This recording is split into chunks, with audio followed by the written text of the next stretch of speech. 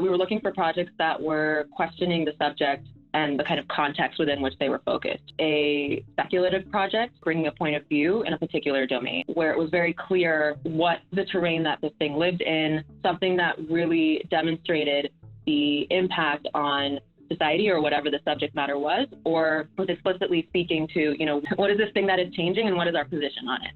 Aesthetically interesting, aesthetically intriguing to us, something that kind of had a bit of novelty and originality that we perhaps hadn't seen in projects in the past. This is the speculative design category. Dreamt in Mexico. What was really compelling with Dreamt in Mexico is how an organization in the Global South has really made a very conscious choice to bring together people from other parts of the Global South for that kind of conversation that really challenges a lot of the Western speculative design. It's sort of this combination, right, of the kind of ideas that were speculated through it, but also the very process that the organization took to arrive to these outcomes. Agreed. I thought that they were challenging a lot of ideas rather than the typical speculative technology products. These were sort of speculative cultural objects and dealing a lot more with culture and identity. The results were also really interesting and very complete and generative and diegetic and metonymic in their ability to kind of stand in for a world and do that work of evoking the imagination to imagine what this type of world might be like. Every time that you make a choice to give an award, you choose to encourage more of the particular initiative and more of the particular approach. And I think it'd be amazing to observe more of eschewing the Western lens and bringing these truly diverse groups of young people,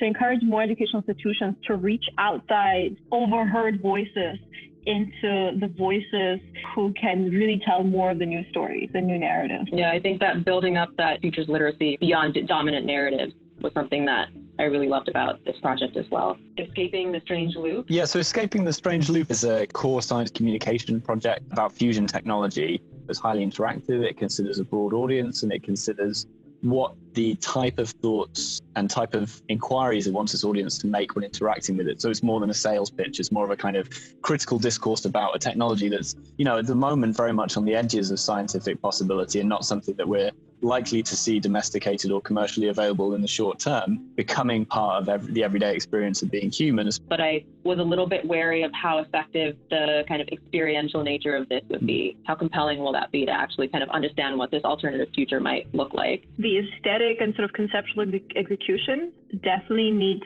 quite a bit of work. But again, it's vital at this moment in time to encourage more sort of edutainment based speculative future projects. Actually, seeing how we can use whatever technologies and tools are available to us in order to bring the sort of scientific understanding closer to the people. This was a great example of an immersive experiential future that gives some agency to the audience. But it's more than just, here's why this science is amazing. It's a kind of reflection on how bound up our sort of social lives are in the way that we consume and use energy. Self-org, a speculative scenario for a softer world, simply laid out, beautifully done project, still asking a very kind of big question. This technology of this new fiber-based material would pervade through society in different ways. We weren't seeing this kind of fetishization of shiny technology. It was thinking about this very, a softer world, these fibrous beads. I saw this one as a persuasive future. To me, it says, here's a potential technology space that deserves more attention and time and is very focused in that direction. And it wants to explore the possible benefits of it and I'd say inspire people to work on developing this technology. Thinking of that softer world and more organic shapes and the way that we could move in that world, it feels that that's the direction in which we really need to go. A response to the critical necessity to change the way we do things, the way we build things. Speculative characters for visual inflection. I think one of the reasons this one was interesting and successful was that it shows up here as a speculative design. I thought it was nice to see a speculative design system that is there to advance language and enhance our abilities to communicate nuances and emotions. It's an interesting project in the sense that it broadens the range of what are the design artifacts upon which we can speculate to something as mundane as visual communication, which we often take for granted. So to bring that into the realm of speculation shows how we can sort of question and critique everything. This project was great, but I think a bit more inquiry into how universal those emotions are and where they apply and where such expression would be lacking or misguided. I think it'd be interesting if the designer would go deeper what do you do once you've begun that process? How do you then find something that has some sort of political, social, or cultural meaning through that project? How does that start to affect the way that we interpret things like truth or believability or authenticity in communication, and all the kind of other bits of social contract that are bounded up in visual communication that can be questioned if you started to lead an interesting sort of field of speculative typography, which is what the designer suggests. I like this idea of a new way of telling a story about the future, but how is this actually pulling people into a conversation?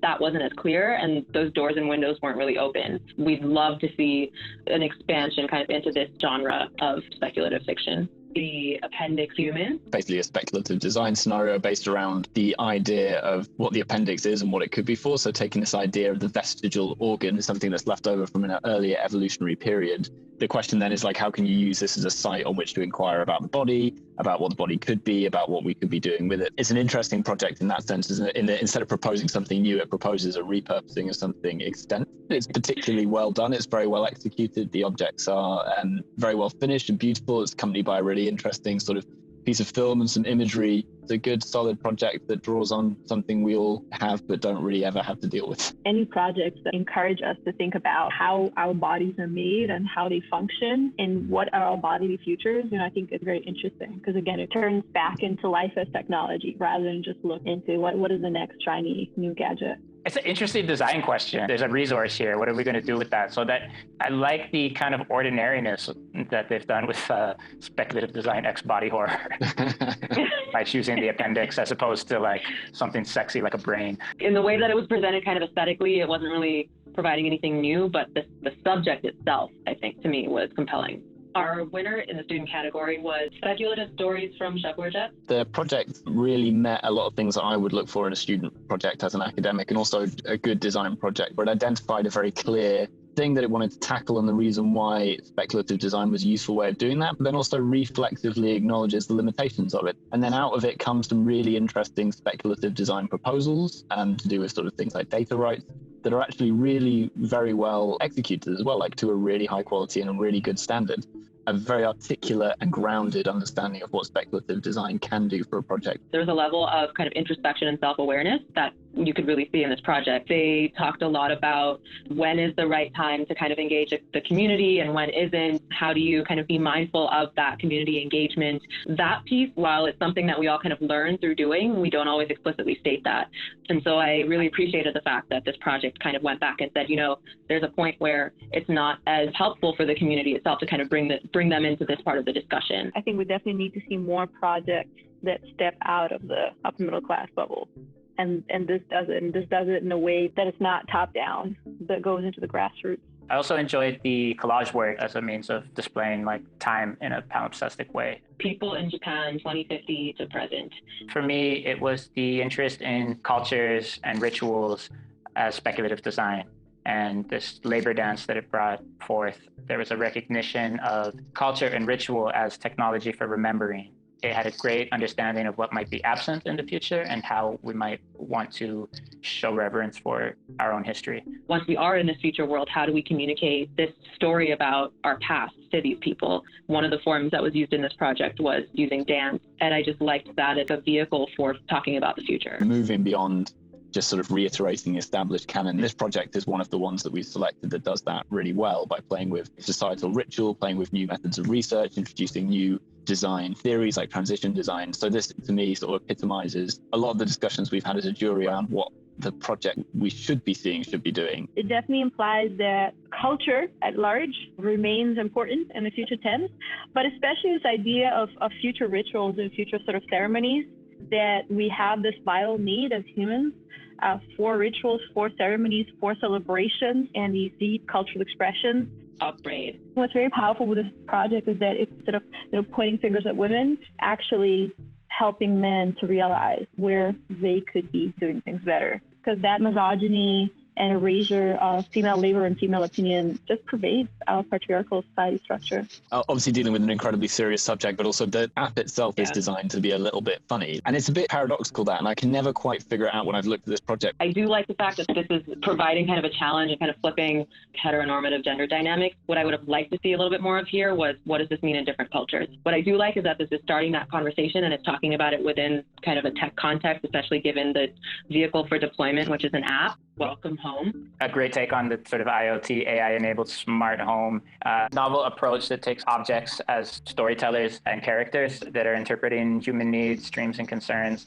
It's sort of a design fiction that promotes and generates more design thinking, or more thinking about design and how the smart home could be designed. It's also beautiful. The speculation is, what would it be like to be a machine in this world? It rotates the camera's perspective on the sort of future's cone, if you like, but it helps us think about the kind of silent digital ecology that we are suffusing ourselves in all the time. Botanical body. This project proposes concept of vegetal cyborg. This was just exquisitely presented. The visuals, the models, the presentation was absolutely stunning. This idea of using plant tissue for human organs and bones. I love that this provocation came up in this set of projects that we got to review. It was just like beautifully done. It's gorgeous. It's time to think about our bodies, it's time to think about the future of our bodies.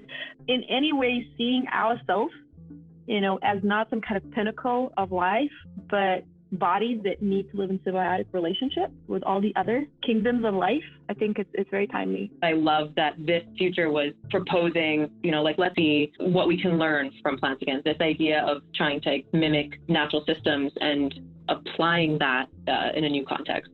Accessories for the paranoid. As soon as I saw these objects and saw the images, I knew what this project was about. I knew what the designer was trying to say. I knew the kind of questions I was being encouraged to ask myself and ask of technological culture. So in that sense, it was just a really clearly articulated product design proposal for something that we had seen before, but was really well done in this instance.